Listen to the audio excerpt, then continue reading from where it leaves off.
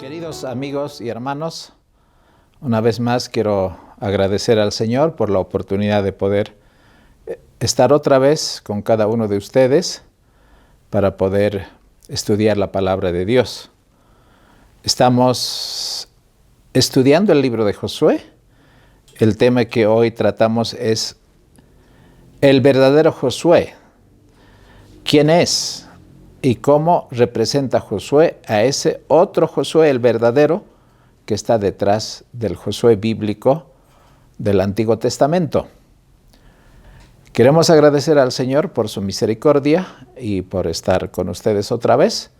Y antes de comenzar este estudio, vamos a pedir que el Señor dirija el estudio a través de la oración. Vamos a orar. Padre Santísimo, te agradecemos porque tú eres el Rey del universo. Señor, tú eres el que puede guiar nuestros pensamientos, nuestra vida, como siempre lo has hecho. Una vez más queremos ponernos bajo tu dirección y bajo tu santa presencia. Bendice a mis hermanos que escuchan este tema a través de todos los medios y que tu nombre sea glorificado en medio de nosotros. Pedimos tu bendición sin merecerlo, en el nombre precioso de Jesucristo nuestro Señor. Amén.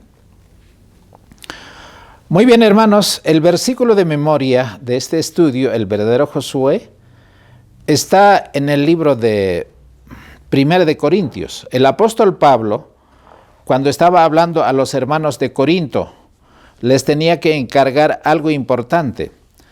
Y dice: mas no quiero, hermanos, que ignoréis que nuestros padres estuvieron bajo la nube y todos pasaron a través del mar. Y todos en Moisés fueron bautizados en la nube y en el mar. Y todos comieron el mismo alimento espiritual y todos bebieron la misma bebida espiritual, porque vivían de la roca espiritual que los seguía, y la roca era Cristo. En el versículo 11 dice: y todas estas cosas les acontecieron como ejemplo, y son escritas para amonestarnos a nosotros, sobre quienes hemos llegado a los fines de los siglos. Queridos hermanos, el ejemplo del pueblo de Israel, tanto de Moisés después como cuando ellos poseyeron la tierra prometida a través de Josué, son ejemplos no solo para nosotros como pueblo adventista, sino a través de la historia. ¿Y por qué tenemos que hablar del verdadero Josué? Porque, como dice acá, son ejemplos. Y son ejemplos porque lo que pasó al pueblo de Israel nos tiene que pasar a nosotros también, o seguimos el mismo camino. Así que es importante que recordemos que el Antiguo Testamento tiene su cumplimiento en el Nuevo Testamento. Y muchos de los nombres y lugares del Antiguo Testamento tienen también su cumplimiento en el Nuevo Testamento. En el caso de Josué, los nombres también en el pueblo de Israel, en el hebreo, tenían un significado muy importante, porque Josué significa Joshua, y Jehová es el que salva.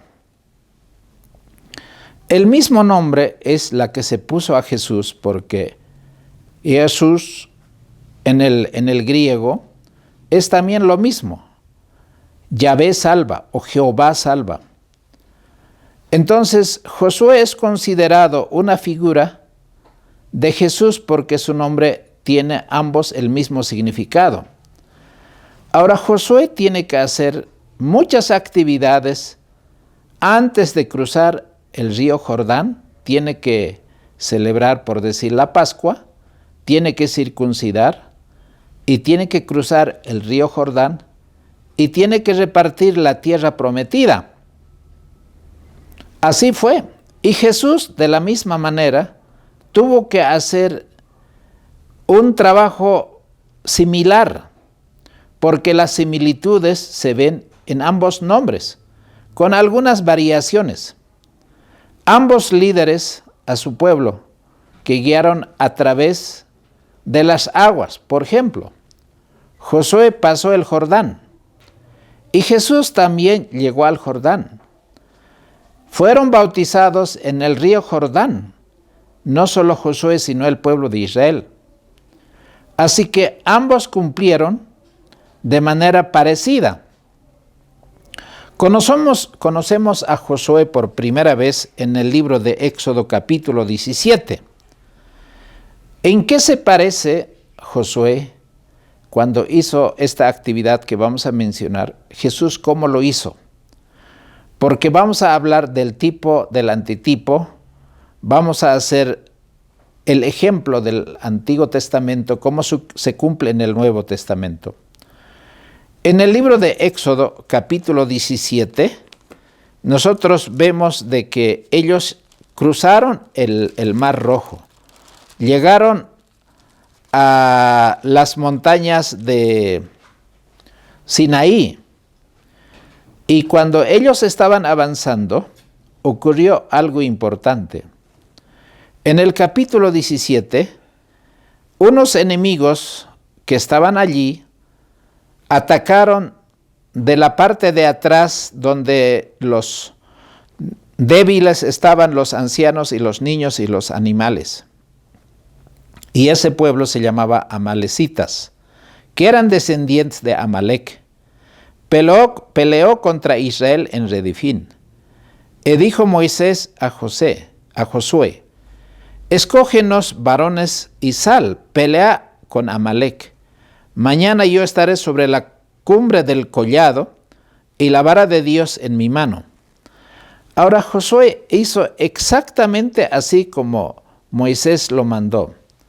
Al día siguiente Josué y toda su compañía atacaron a los amalecitas. Mientras Moisés estaba en esa montaña, en esa colina, junto con Aarón y Hur, y se situaron allí para ver el campo de batalla. Mientras Moisés estaba en la montaña, Josué tenía que pelear. Pero Moisés, cuando contempló, levantó las dos manos, y cuando las dos manos estaban levantadas hacia el cielo, Israel prevalecía. La batalla mientras continuaba. Siempre que las manos de Moisés estuviesen levantadas, Israel triunfaba. Pero por el cansancio, cuando las manos bajaban de Moisés, el enemigo prevalecía. Entonces Aarón y Hur sostuvieron sus manos hasta que el sol se ponga y el enemigo fue derrotado. ¿Qué es lo que nos enseña? ¿Quién es el que va a vencer al peor enemigo que tenía el pueblo de Israel? A los amalecitas. Los amalecitas o Amalec representan la obra de Satanás. ¿Cómo va a atacar al pueblo de Israel? Y Josué es el que tiene que vencer, así como venció.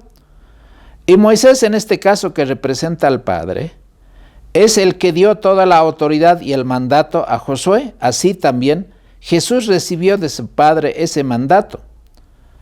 Lo que hizo Moisés fue muy significativo, pues les demostró que su destino estaba en las manos de Dios. Mientras el pueblo confiara en el Señor, Él pelearía por ellos.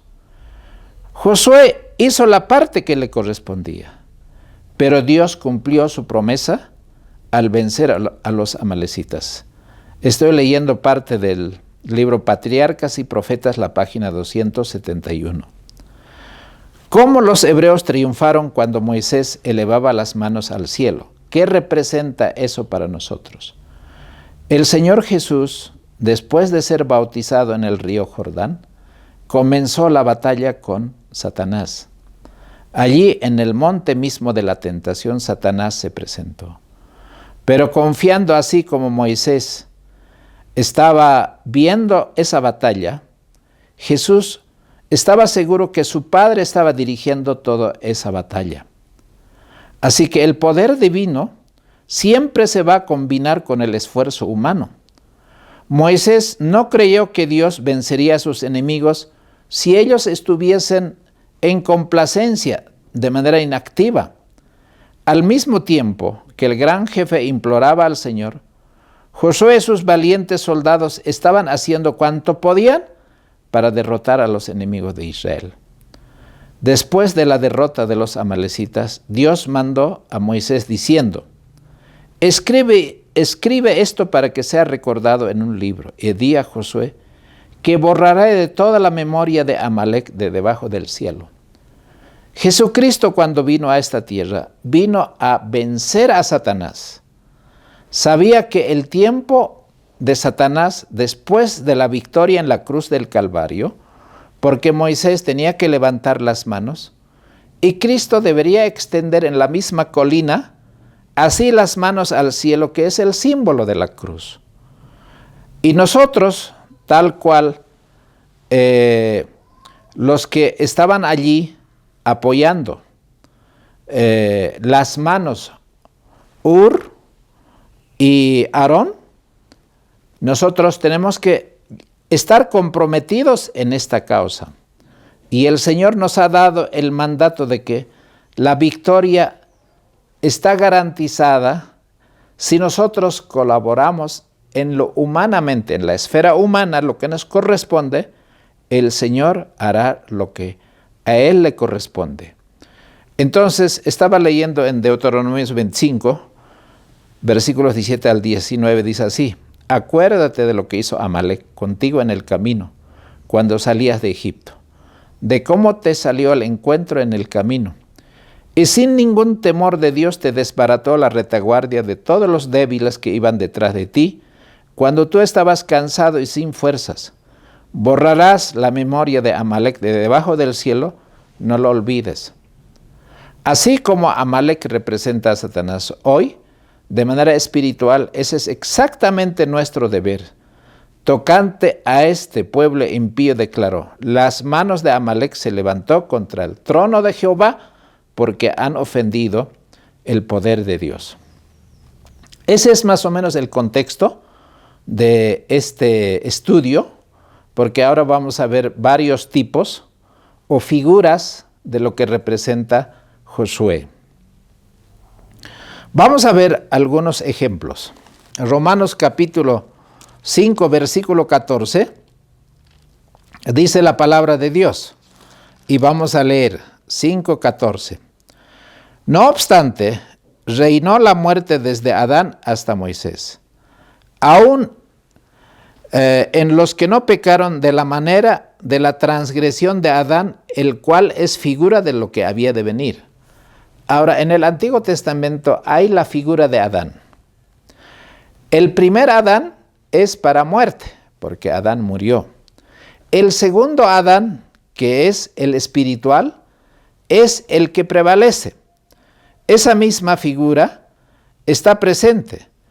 Ahora, en 1 Corintios, cuando hemos leído el capítulo 10, hay varias cosas que a mí me gustaría recordar. Así, en 1 Corintios habían varias figuras o símbolos, porque en Moisés todos fueron bautizados en el mar. Hermanos, el pueblo de Israel en el Mar Rojo, que representa la muerte de Cristo, para ser vencedor, allí fue derrotado el ejército de Faraón, y Faraón mismo representa la cruz del Calvario, donde Satanás fue vencido para siempre. Ahora, todos comieron del mismo alimento espiritual, todos tomaron de la agua de roca, del agua de la roca, y comieron del maná. ¿Qué representa esa agua y ese pan? Representa a Jesucristo. Jesucristo dice a la mujer samaritana: cualquiera que tomare de esta agua volverá a tener sed. Pero si tú me pidieras a mí, yo te daría agua viva, estaba diciendo a la mujer de que Él era la roca eterna de donde sale agua para llenar todas las necesidades de la sed del alma. Pero también Jesús, como alimentó a los 5,000, Jesús dijo: yo soy el pan de vida. El que come mi carne y bebe mi sangre nunca morirá para siempre. Hermanos, en el libro de 1 Corintios capítulo 10 hay muchas figuras, pero el pueblo de Israel no agradó al Señor como el pueblo del Nuevo Testamento, de la Iglesia Apostólica. Así como la iglesia de Éfeso comenzaron con esa doctrina, pero completamente blanca, por decir, completamente santa, la iglesia se fue corrompiendo. Y nosotros de la misma manera repetimos la historia como pueblo adventista, porque nos hemos relajado como el pueblo de Israel, que se sentó a comer y a beber y se levantaron a jugar y fornicaron. Hermano, esos ejemplos que ocurrió en el Antiguo Testamento también se estaban repitiendo en el Nuevo Testamento.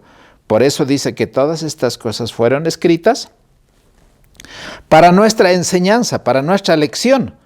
Ahora, en el libro de Hebreos, capítulo 8, nosotros tenemos algunos ejemplos que quisiéramos destacar y después vamos a comentar algunos otros detalles más. Dice así, el libro de Hebreos capítulo 8, versículo 5 dice, los cuales sirven de ejemplo y sombra de las cosas celestiales, como fue advertido por Dios a Moisés cuando estaba por comenzar el tabernáculo. Mira, dice, haz todas las cosas conforme al modelo que te ha sido mostrado en el monte. Cuando Moisés recibió la orden de construir el santuario, el Señor le mostró el verdadero santuario que está en el cielo. De ese modelo le dio la copia, el plano por decir, para que Moisés construyera de acuerdo al modelo que Dios le mostró en esos 40 días en la montaña, en el monte Sinaí, para que nosotros viéramos de que el santuario terrenal era un prototipo, vamos a decir, era una réplica de lo que era el santuario celestial. Pero ese santuario, ¿a quién representa? También representa a Cristo Jesús. En el capítulo 9, versículo 23, la palabra de Dios dice, fue pues necesario que las figuras de las cosas celestiales fuesen purificadas con estas cosas, pero las cosas celestiales mismas con mejores sacrificios que estos. Está diciendo que hay un santuario en el cielo. Necesita un sumo sacerdote para ofrecer todo el servicio de ese santuario celestial. Pero en el santuario la sangre era la garantía de poder oficiar ese servicio de cada día. Y Cristo entró ya no en ese santuario terrenal ni en el templo de Jerusalén, porque ese templo fue rechazada cuando el velo se rasgó de arriba para abajo, y entonces hay otro camino. Él estaba inaugurando ese camino al santuario celestial. Ese santuario celestial era una representación de lo que es la vida de Cristo, el servicio allí en el santuario celestial. Entonces, la tipología bíblica adventista se refiere a la interpretación de la Biblia donde hay personajes, hay eventos y hay instituciones del Antiguo Testamento que llamamos tipos. Se consideran prefiguraciones proféticas del cumplimiento en el Nuevo Testamento, que lo conocemos como antitipos. Entonces vamos a reiterar. Tipo es esas figuras que estamos mencionando del Antiguo Testamento. El antitipo es el cumplimiento en el Nuevo Testamento de esas figuras aún en nuestro tiempo. Y la mayoría de estos representan a Jesucristo en su obra salvífica. Esto es lo que nosotros estamos aprendiendo en este momento. El Antiguo Testamento, a través de estas, vamos a decir, mini profecías o tipos como el santuario, los sacrificios representan la muerte de Cristo. La Pascua es un evento tan importante que representa el día que tú sales de Egipto, entregas tu vida al Señor, el Señor te saca de Egipto, pasas el bautismo que representa el Mar Rojo, y una vez que pasas el Mar Rojo, el Señor te enseña todos los mandamientos, lo que Jesús dijo, enseñándoles que guarden todas las cosas que yo os he mandado y bautizándoles. Entonces, los adventistas entendemos que la tipología es divinamente inspirada en la Biblia y están conectadas las promesas de Dios en su fiel cumplimiento. El Antiguo Testamento definió la relación entre un texto o un acontecimiento o personajes del Antiguo Testamento y su significado para su propio tiempo o también para el futuro. Por ejemplo, el salmista cuando escribió en el libro de Salmo capítulo 22, que podemos verlo, es realmente muy interesante. Cuando él dice, Dios mío, ¿por qué me has desamparado? El salmista está en su desesperación, en su agonía, en su dolor. Él está expresando eso, pero ese era un tipo que se cumpliría en Cristo Jesús. Cuando Cristo estaba pasando una situación parecida al de David, él exclamó: Dios mío, ¿por qué me has desamparado?, cuando estaba padeciendo en la cruz del Calvario. En el versículo 7 dice: todos los que me ven se burlan de mí, estiran los labios, menean la cabeza diciendo: confío en Jehová, líbrele él, sálvele, puesto que en él se complacía. Esas palabras que repitió, esas frases que repitió en su dolor David, también estaban representando la agonía de Cristo. Estas mismas palabras Cristo, tanto en los 4 evangelios, en algunos más, en otros menos, se mencionan. Ahora dice versículo 12: me han rodeado muchos toros, fuertes toros de Basán me han cercado, abrieron sobre mí su boca como león rapaz y rugiente. Estoy derramado como aguas, y todos mis huesos se descoyuntaron. Mi corazón es como cera, derretido en medio de mis entrañas. Se secó como un tiesto mi vigor, y mi lengua se pegó a mi paladar, cuando él estaba con sed en la cruz, clamando que alguien le regalara un poco de agua. Versículo 16: porque perros me han rodeado, me han cercado, cuadrillas de malignos horadaron mis pies y mis manos. Hermano, cuando uno estudia la tipología bíblica, es realmente impresionante y da ganas de seguir estudiando. Y así podemos ver, por ejemplo, un tipo es una persona, un evento, una ceremonia que se registra para prefigurar alguna persona, algún evento o una ceremonia futura. Entonces, podemos ver, por ejemplo, personas típicas en este estudio. Y eso sería, cada quien puede sacar acá un estudio de cada uno de estos personajes. ¿Por qué estudiamos la vida de Adán? Porque representa nosotros cuando hacemos caso a Satanás, o el hombre cuando cayó de la voluntad divina. Caín es hijo de Adán, pero Caín era una descendencia de la serpiente que nació del mismo Adán. Abel, que representa a aquellos fieles que van a perseguir a través de Caín, porque en uno está el espíritu del Señor, en el otro está el espíritu del mal. Melquisedec, al que Abraham, después de la batalla, entregó sus diezmos y ofrendas, representa a Jesucristo como el gran sumo sacerdote que no tiene ni padre ni madre, al final no se sabe de dónde vino, pero es un tipo de lo que sería la vida de Cristo. Abraham, el padre de la fe. Isaac representa a Jesucristo. José representa a Cristo. Moisés igual, Josué igual, David y Jonás. Y Cristo dijo, ¿no? Así como Jonás estuvo en el vientre del pez, así es necesario que el Hijo del Hombre esté esos 3 días y 3 noches. Y así podemos seguir en los acontecimientos típicos, por ejemplo, el diluvio, que representa las plagas de Egipto, la Pascua, la serpiente de bronce, el cruce del Jordán, la ciudad de refugio. Realmente hay una tipología muy rica y muy amplia.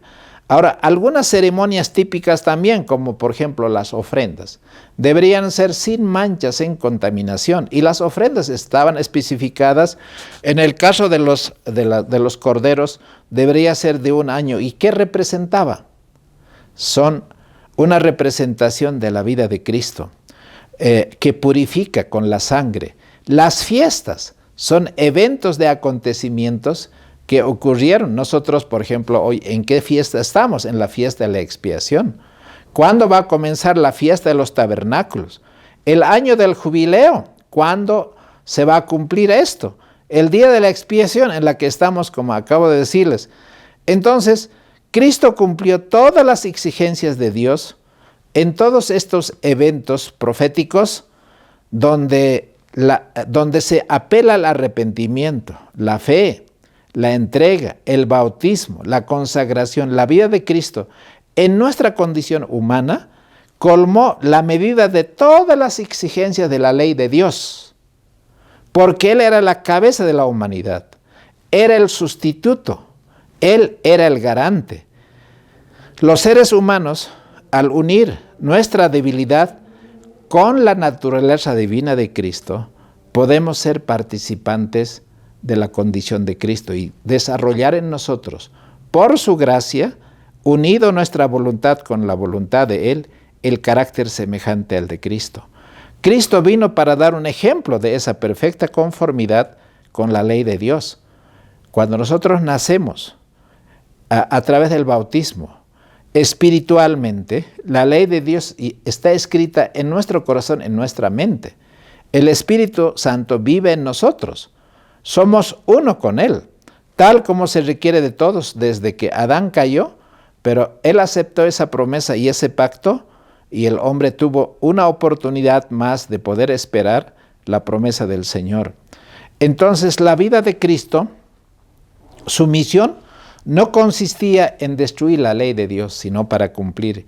Y Él dijo exactamente en Mateo 7, dice, ¿no? Yo no he venido para abrogar la ley y los profetas, sino para cumplir. Él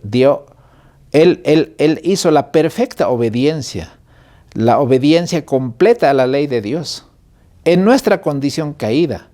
Y eso ahora por fe nosotros, injertados en Él o adoptados en Él, nosotros somos igual que Él. Porque la ley de Dios se tiene que engrandecer en nosotros, se tiene que magnificar, así en nuestra vida cotidiana, a través del desarrollo del carácter, como el carácter de Cristo, nuestra vida será para honra y gloria de su santo nombre. Por medio de su vida manifestó Cristo Jesús su naturaleza espiritual, a la vista de los seres celestiales, de los mundos que no han caído, y de un mundo desobediente, desagradecido e impío. Él cumplió los abarcantes principios de la ley. Vino para demostrar el hecho de que la humanidad aliada por la fe viviente en la deidad puede guardar los mandamientos de Dios y tiene que guardar esos mandamientos de Dios. Entonces las ofrendas simbólicas señalaban a Cristo. Cuando se hizo el sacrificio perfecto, las ofrendas ya no eran necesarias. Por eso es que el Cordero, cuando a la hora del sacrificio de la tarde, cuando Cristo estaba muriendo, Él dijo, consumado es. No solo el templo se rasgó, sino también el sacrificio que se estaba realizando en el templo de Jerusalén, el Cordero se escapó. Abraham levantó el cuchillo, levantó la mano y el cuchillo, y estaba por caer en el cuello de su hijo. Hermanos, Cristo, el verdadero Cordero, murió. A partir de entonces, ya no es necesario que nosotros podamos vivir en nuestra vida cotidiana sacrificando corderos, porque el verdadero Cordero murió en la cruz del Calvario. El Señor Jesucristo dio cumplimiento perfecto en todas esas profecías que fueron dichas, porque el símbolo había encontrado el cumplimiento en la muerte de Cristo Jesús. Entonces, en esta condición de nuestra humanidad pecaminosa, podemos nosotros ser ese pueblo elegido de Dios, real sacerdocio, nación santa, como Él nos pide. Y en cada pedido, en cada petición hay una promesa. Así está escrito en la Biblia con respecto a Cristo. Vamos al punto número 2, tipo y antitipo. Ya hemos anticipado. El Nuevo Testamento despliega el cumplimiento antitípico de un tipo o modelo previo en 3 fases distintas. Muy bien. En primer lugar, la vida de Cristo, eso se llama cristología, es lo que está representando algunos símbolos del Antiguo Testamento.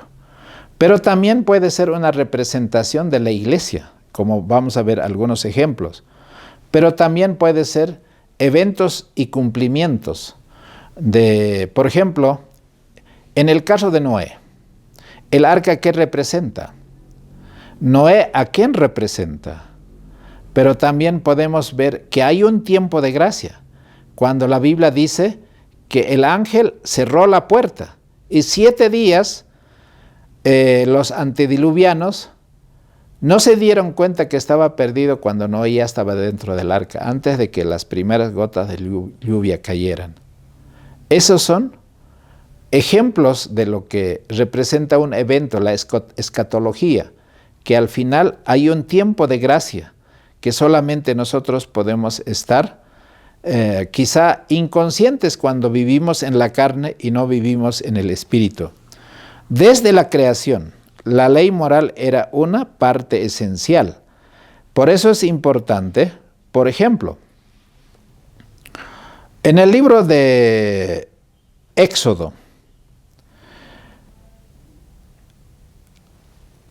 el pueblo de Israel salió de Egipto, pero en la cristología, Cristo, junto con sus padres que eran José y María, habían descendido a Egipto por un decreto de Herodes. Cuando Herodes murió, Cristo tuvo que salir de Egipto para ir a cumplir su misión, para prepararse en la tierra de Nazaret. ¿Por qué? Porque Cristo debería cumplir, desde Egipto fue llamado mi hijo. Así como Israel fue llamado de Egipto, Cristo también fue llamado desde Egipto. Ahora, en la parte de la eclesiología, nosotros sabemos de que así como el pueblo de Israel salió de Egipto, nosotros también tenemos que salir de Egipto. ¿Y qué significa Egipto? La vida carnal, la vida de pecado, la vida de servicio a Satanás. Y Faraón tiene que ser muerto. ¿Y dónde va a morir? ¿Dónde yo voy a renunciar definitivamente para nunca más regresar a Egipto? En el Mar Rojo. ¿Y qué representa el Mar Rojo? La muerte de Cristo. Y como dice Romanos, el apóstol Pablo, nosotros somos bautizados en la muerte. El pueblo de Israel, cuando salió al frente del Mar Rojo, era muerto para siempre para Egipto. No podían regresar, aunque quisieron regresar de Egipto, del desierto a Egipto, pero eso es una representación de que muchas veces uno puede ser bautizado también, pero el corazón que no sea circuncidado. Entonces, el sistema simbólico de ofrendas y sacrificios fue establecido para que por medio de estas ceremonias el pecador pudiera conocer el gran sacrificio de Cristo. La ley tiene que ser una ley que el hombre ame, el hombre considere que esa ley es una representación del carácter de Dios. ¿Y quién es el que enseñó esa ley? ¿Y cómo nos enseñó? Cristo Jesús. Así como Dios enseñó a Moisés en el monte Sinaí, Cristo, cuando estaba en el monte de las bienaventuranzas, hizo una repetición de la ley. Pero esta vez ya no era solamente en 2 tablas de piedra, sino era en la vida misma de Cristo. Y en Cristo estaba escrito cada principio de la ley de Dios en carne y en mente humana, en nuestra condición. Ese es lo más maravilloso. No solamente Dios pide la obediencia, sino demuestra a través de su Hijo Jesucristo que la obediencia en el poder de Cristo, en la gracia de Dios, es completamente, no solamente plausible, sino efectivo para que nosotros podamos glorificar el nombre de nuestro Padre Celestial. Ahora, esas ceremonias de sacrificios, ofrendas, como ya les había anticipado, cesó cuando Cristo murió en la cruz del Calvario. Pero la ley de Dios no era para cesar. Había una diferencia entre la ley moral y la ley ceremonial. La ley moral existía antes de que el hombre fuese creado, pero la ley ceremonial se estableció después del pecado para representar y resguardar la ley moral. La ley ceremonial era para enseñar cómo el hombre puede regresar a amar esos mandamientos de Dios. Porque cuando se sacrificó el primer cordero, tanto para Adán y Eva, ellos entendieron, aunque no completamente, que vendría uno de los descendientes de Adán y Eva, el que vendría a redimir y derramaría su sangre así como el cordero que murió por la vida de cada uno de ellos. Y fueron vestidos de los pieles de ese cordero. Y nosotros hoy eso lo podemos hacer en todos los días porque dependemos de esa justicia de Dios que es el cuero del cordero. Esa justicia no es nuestra. Esa justicia es la que el Señor nos entrega. Pero también estamos conscientes que Satanás siempre nos va a inducir, así como indujo, así como engañó a Adán y Eva para que ellos transgredieran la ley de Dios. Esa ley no es un tipo. Esa ley es algo permanente que se tiene que cumplir en nosotros de manera personal. Así el carácter de Dios en nosotros se va a hacer realidad cuando contemplemos a Cristo, que es el reflejo de la ley de Dios. Vamos a pasar al punto número 3. Josué como figura tipológica. Ahora, ¿cómo nosotros podemos ver?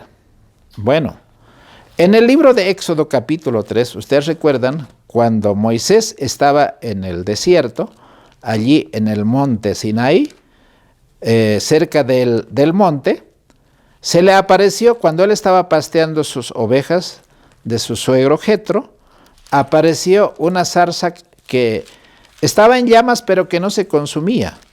Y cuando él se acercó a esa zarza ardiente, escuchó una voz y dijo: Moisés, Moisés, no te acerques, porque él quería ver en el monte de Horeb por qué la zarza no se consumía.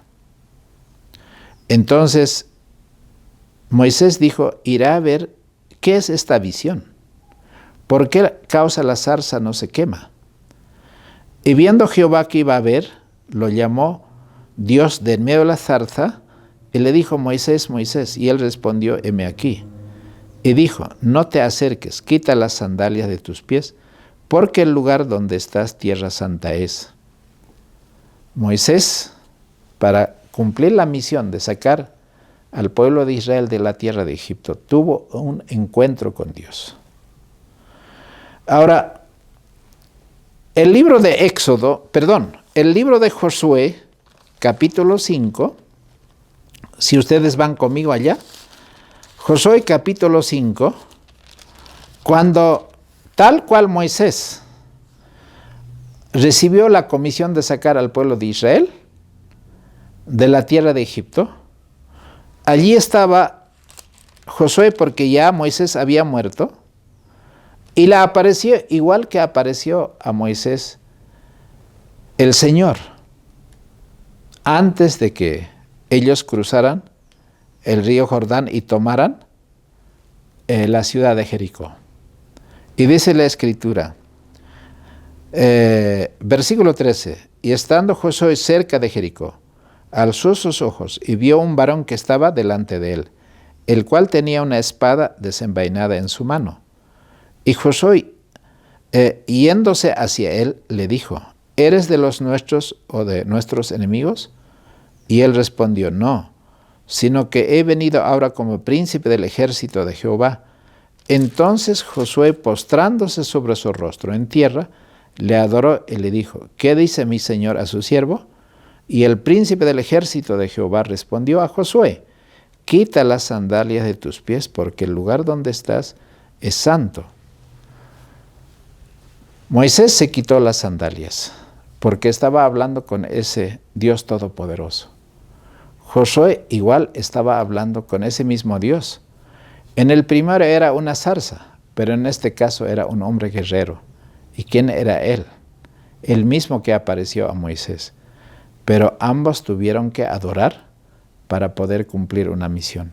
Uno para sacar al pueblo de Israel de la tierra de Egipto y el otro para repartir la tierra que fluye leche y miel. Así que descubrimos que Josué se presenta como un nuevo Moisés que repite los mismos pasos que Moisés vivió, igual repite Josué. Ahora, ambos líderes se les recuerda la necesidad de circuncidar. Y no solo la necesidad de la circuncisión, sino también la importancia de la Pascua. Moisés debería celebrar con todos los circuncidados la fiesta de la Pascua en Egipto. antes de salir esa noche de la 10ª plaga. Y Josué, de la misma manera, debería circuncidar a todos los que habían nacido en el desierto, que eran incircuncisos, para enfrentar la batalla y allí celebrar la Pascua. De esa manera ambos cumplen el propósito que Dios tenía del tipo que, o sea, Josué es otro, Josué es no solo el nombre, sino la obra que hizo es exactamente una representación de lo que Jesús hizo, pero de manera más amplia y definitiva. Queridos amigos, Moisés da instrucciones para cómo se debe poseer la tierra de Canaán, pero Josué las cumple exactamente, no solo las instrucciones que recibió de Dios, sino el otro cumple. Ambos dirigen un discurso en la despedida. El libro de Deuteronomios es la repetición del mensaje de despedida de Moisés. Y Josué, antes de morir, exactamente repitió otra vez un discurso para que el pueblo de Israel prosiguiera ese camino. Así que hay muchas cosas que se cumplió en la profecía de Moisés acerca de un profeta, porque también dijo, ¿no? Otro profeta les va a levantar igual que yo. Y eso también fue el caso de Josué, pero el cumplimiento final era Jesucristo. Ahora, 40 días con sus noches permaneció Moisés en el monte. Y Jesús también permaneció en el desierto, en el monte, 40 días y 40 noches. Moisés no comió absolutamente nada en esos 40 días. Y Jesús tampoco comió ni bebió. ¿Cómo vivieron ambos? Es interesante, ¿no? Y nadie estuvo, ninguno, ni con Moisés, ningún otro ser humano, ni con Cristo Jesús en esos 40 días.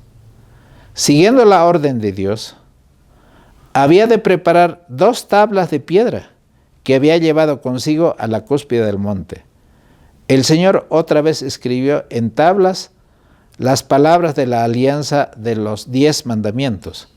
Durante el largo tiempo que Moisés pasó en comunión con Dios, su rostro estaba brillando como la luz del sol, resplandecía y se cubría para que el pueblo de Israel no fuese quemado por esa luz.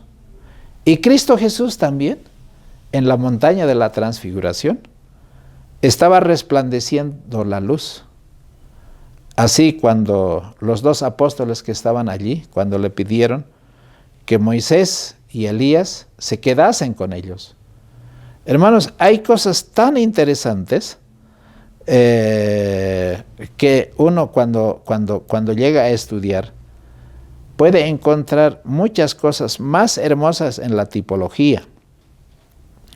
Entonces, Dios trató de hacer comprender a Israel el carácter santo y exaltado de su ley. La gloria del Evangelio estaba revelado en Cristo Jesús. Cuando Él vino, el Evangelio hecho carne era Él, cuando vino a morar entre nosotros. Mientras Moisés estaba en el monte, Dios le dio no solo las tablas de la ley, sino también el plan de salvación. Vio que todos los símbolos y tipos de la época judaica prefiguraban el sacrificio de Cristo. Y era tanto la luz celestial que brota del Calvario como la gloria de la ley de Dios, lo que hacía fulgurar el rostro de Moisés. Aquella divina iluminación era un símbolo de la gloria del pacto del cual Moisés era el mediador visible, el representante del único intercesor verdadero. Moisés también fue un símbolo de Cristo, como intercesor de Israel. Veló su rostro porque el pueblo no soportaba la visión de su gloria. Asimismo, Cristo, el divino mediador, veló su divinidad con la humanidad cuando vino a esta tierra. Si hubiese venido revestido del resplandor del cielo, como cuando Él tenía antes de tomar la condición humana de la naturaleza humana, no hubiera hallado nadie un acceso para estar delante de Él, porque Él es fuego consumidor. Pero por amor a nosotros, tomó la condición nuestra, en nuestro lenguaje, en nuestra condición nos habló de lo que es el plan de salvación. Porque Él tenía, dice la Biblia en Romanos 8, el versículo 3 dice, semejanza de carne de pecado, para poder alcanzar a los que eran débiles en esa condición. Moisés entonces fue un tipo o figura de Cristo. Dios tuvo a bien disciplinar a Moisés en la escuela de la aflicción y la pobreza, antes de que estuviera preparado para conducir las huestes de Israel hacia la tierra de Canaán. De la misma manera Jesús, 30 años aprendió la obediencia. No solo que aprendió la obediencia, sino entendió el plan de salvación. Es muy interesante. El Israel de Dios que viaja hacia la Canaán celestial tiene un capitán que no necesitó enseñanzas humanas, pero él tuvo que aprender como cualquiera de nosotros. Pero cuanto Hebreos 2, 10 y 18 dice, porque en cuanto él mismo padeció siendo tentado, es poderoso para socorrer a los que son tentados. Hermanos, es tan importante entender el plan de salvación. Vamos al punto número 4, el verdadero Josué como un antitipo. Vamos a leer el libro de Hebreos capítulo 3, versículo 7. Aquí tenemos algunos detalles muy importantes que la palabra de Dios nos está mostrando y podemos realmente, ¿qué puedo decirles? Podemos espaciarnos, quizás esa es la palabra más importante. Dice así, capítulo 3, versículo 7.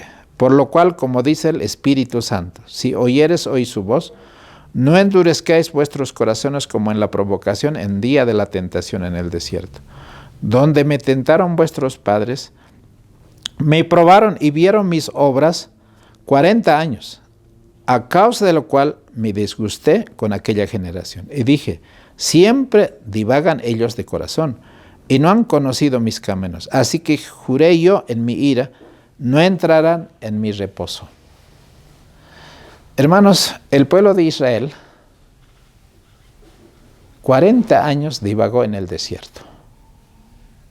Y toda esa generación que lloraron por no creer en la promesa de Dios, quisieron regresar a Egipto y dijeron en sus corazones, ojalá hubiéramos muerto en Egipto, ojalá muriéramos aquí, porque ellos dijeron, no podemos entrar a la tierra prometida. Toda esa generación murió en el desierto. Hoy nosotros podemos ver, no solamente 2000 años después de la cruz, que los cristianos todavía seguimos muriendo. Y de la misma manera, el pueblo remanente, después de 1844, estamos en la misma condición. Y no hemos entrado al verdadero reposo. Pero otra vez Cristo, tal cual Josué, va a venir y vamos a entrar a la tierra prometida y nos va a repartir tal cual Josué. Hermanos, ¿qué es lo que nos corresponde? No solo en la patria celestial, sino después del milenio, en esta tierra por toda la eternidad. Queridos hermanos, esto confirma en el Nuevo Testamento que Josué, el nuevo Moisés, en sí misma eran un tipo de Jesucristo. Ahora, José y María iban cada año a Jerusalén para asistir a la fiesta de la Pascua. En uno de ellos, Jesús fue, cuando él tenía los 12 años, al templo de Jerusalén. Y allí vio él cuáles eran. Él era el que cumpliría todos esos símbolos del Antiguo Testamento. En primer lugar, el sacrificio del Cordero. Y cuando miró cómo el Cordero era sacrificado, él vio que todo eso era una representación de él. Impresionante. Cómo quisiera tener mayor comprensión al respecto. Porque ahora que faltaba todavía, en algún momento, eso que estaba viendo, lo que los sacerdotes estaban haciendo en el día de la Pascua, se cumpliría en su vida. Hermanos, podemos espaciar este pensamiento en muchos detalles, pero Cristo es la clave que podía revelar toda la verdad acerca de todos estos misterios, que son misterios tan sagrados. Quizá ni José y María comprendieron. Todos habían sido instituidos para representar a Cristo y encontraron su cumplimiento en la muerte de Jesús, porque la Pascua era el nombre que se le había dado a esta ceremonia conmemorativa del admirable acontecimiento de la salida de los hebreos de Egipto. La noche que salieron, el ángel destructor entró en cada casa y quitó la vida de los primogénitos, desde el que se sentaba sobre el trono real hasta el primogénito del esclavo más bajo. El Señor dio a los hebreos instrucciones especiales para que cada familia sacrificara un cordero y asperjara su sangre sobre las puertas, sobre los postes de la puerta, de modo que cuando el ángel destructor pasara por allí, en su misión de muerte, la sangre sobre los postes de la puerta constituyera una señal que identificara a los moradores de la casa como adoradores del verdadero Dios. Hermanos, tú y yo necesitamos ese cordero pascual y tiene que estar asperjado, esta vez no en los postes de nuestras tiendas de campaña, sino en nuestro corazón y en nuestra mente. De acuerdo con las instrucciones divinas, todos debieran estar preparados para el viaje, listos para escuchar el orden de marcha de salir de Egipto. Hermanos, hoy nosotros hemos salido de la tierra de Egipto. Hoy hemos recibido los mandamientos de Dios en el monte Sinaí. Hemos recibido el maná, que es la palabra de Dios. Hemos recibido el agua de la roca, que es esta misma palabra. Se han levantado todas las instrucciones de lo que es el santuario. Hemos visto, hermanos, esa nube que era de día, la que protegía del sol, de ese calor que era realmente muy fuerte, y en la noche esa luz, que la nube se convertía en luz. Esa nube y esa luz representan los dos aspectos del carácter de Dios, su misericordia y su justicia. Y esto podemos contemplar nosotros todos los días de nuestra vida, porque el Señor en su misericordia nos ha sostenido con el pan, con el agua, y siempre nuestros ojos puestos en el santuario, donde nuestro Señor Jesucristo está intercediendo poderosamente para que todas las gracias de Él puedan ser derramadas en mi vida y yo pueda ser realmente un templo de su Santo Espíritu. En la última parte, Josué y nosotros, más o menos que es la aplicación que estamos haciendo, apunta como un tipo o modelo más allá del ministerio de Jesucristo, hacia un cumplimiento en la iglesia en plena, a través de todo el tiempo, como un cuerpo de Cristo. Entonces, aquí hay varios aspectos que me gustaría considerar con ustedes, mis apreciados hermanos. En el libro de 1 Timoteo, capítulo 1, versículo 18, dice así, y lo vamos a leer textualmente. 1:18 dice, la palabra de Dios: este mandamiento, hijo Timoteo, te encargo para que conforme a las pasadas profecías acerca de ti, milites por ellas la buena milicia. Hermanos, era un militante, un guerrero, Josué. Ahora nosotros, como el Israel espiritual de este tiempo, cada uno de nosotros somos un militante, un miliciano, uno que hace milicia contra el enemigo. No es contra gobiernos, no es contra personas, este es contra Satanás, contra las huestes espirituales. Y el Señor dice, yo les he dado toda la indumentaria que un guerrero tiene. En el libro de Efesios, por ejemplo, a nosotros nos va a decir que tenemos una armadura, que está en el capítulo 6, y vamos a leer. Dice así, versículo 10. Por lo demás, hermanos míos, fortaleceos en el Señor y en el poder de su fortaleza. Vestíos de toda la armadura de Dios para que podáis estar firmes contra las asechanzas del diablo. Porque no tenemos lucha contra carne y sangre, sino contra principados, contra potestades, contra los gobernadores de las tinieblas de este mundo, contra malicias espirituales en las alturas. Por tanto, tomad la armadura de Dios para que podáis resistir en el día malo y habiendo acabado todo, estar firme. Ahora, ¿cuáles son esas armaduras, hermanos? Esas armaduras dice, estad pues firmes, ceñido vuestros lomos de verdad.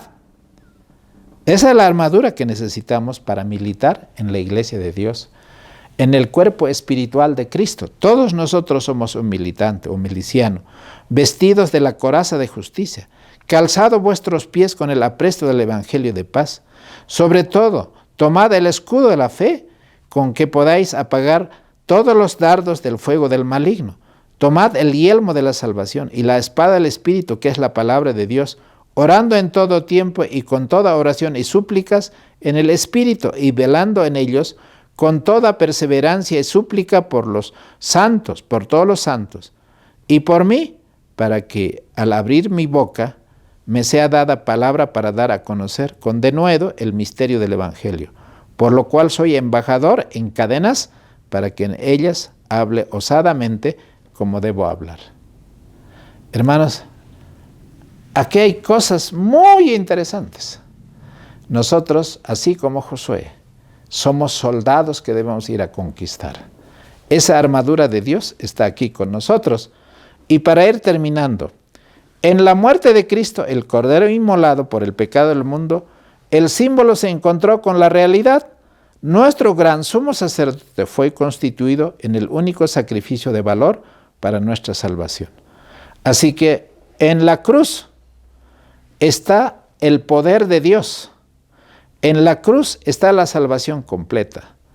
Hoy nosotros somos más que vencedores con toda esa armadura celestial en el poder de Jesucristo, porque Cristo es una representación de aquel que va a ser, que salió venciendo y va a vencer en el poder de su nombre.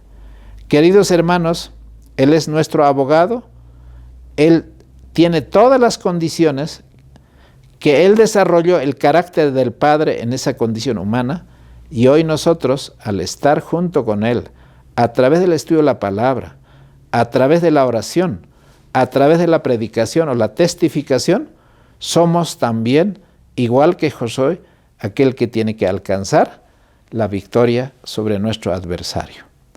Hermanos, nuestros corazones rebosan de gratitud por tanta riqueza espiritual, tanto conocimiento que el Señor nos ha bendecido. Somos realmente un pueblo privilegiado. Todo esto el Señor lo hizo por amor a nosotros. Estos ejemplos, como hemos leído 1 Corintios 10, dice, ¿no?, están escritos para nosotros, para que no repitamos la historia que el pueblo de Israel repitió. Pienso que el ejemplo es tan claro y tan bello y tan hermoso para que cada uno de nosotros podamos realmente regocijarnos en el poder de Jesucristo. Que el Señor te bendiga a ti, que a mí también, y a todos los que escuchan, y realmente el nombre Josué sea nuestro, y nosotros podamos hacer las mismas obras que estos santos hombres hicieron, confiando en el poder de Jesucristo. Que el Señor les bendiga. Ha sido un privilegio el haber compartido este estudio, pues cada punto sería un tema, pero por cuestión de tiempo solo hemos hecho menciones, ni siquiera la gran mayoría de las menciones que se hacen en la Biblia como tipología no lo hemos tocado, pero si alguien quiere allegarse a la palabra de Dios, cada uno tiene el privilegio de poder meditar en ella, como dice Deuteronomio 6, al levantarnos, al acostarnos, estando en la ciudad, estando en el campo. Esta es nuestra sabiduría. Aquí hay poder, aquí hay verdad. Este es el testamento que el Señor escribió para que cada uno de nosotros podamos recibir toda la herencia que Dios tiene para darnos. Vamos a orar. Padre amantísimo, gracias Señor por este privilegio de poder haber compartido tu palabra. Señor, que tú bendigas a todos los que están en esta plataforma. Que esta lección pueda ser para nosotros, Señor, un acicate, una motivación muy grande para poder, Señor, heredar esa herencia que Josué recibió por la fe en el poder tuyo, Señor. Gracias porque somos tu pueblo, somos tus hijos, y hoy podemos ser más que vencedores. Con toda esa armadura podamos estar, Señor, completamente vestidos y revestidos, Padre. Por favor, haz que esto sea una experiencia real en nuestra vida. Bendice a mis hermanos de esta plataforma, guárdalos y protégelos de todo mal. Bendícenos con la unción de tu Santo Espíritu, que podamos recibir la lluvia tardía. Y seamos, Señor, investidos de ese poder, de esa sabiduría, para que tu nombre sea glorificado. Te lo pedimos sin merecerlo, en el nombre precioso de Jesucristo nuestro Señor. Amén. Apreciados hermanos, queremos agradecerles por la atención. No se olviden, por favor, de poder compartir estos temas. Oren por nosotros oramos por ustedes. Necesitamos siempre el apoyo, el cariño, el afecto entre nosotros para que el amor de Cristo pueda ser engrandecido en nuestra vida. Bueno, será hasta la próxima lección y hasta pronto.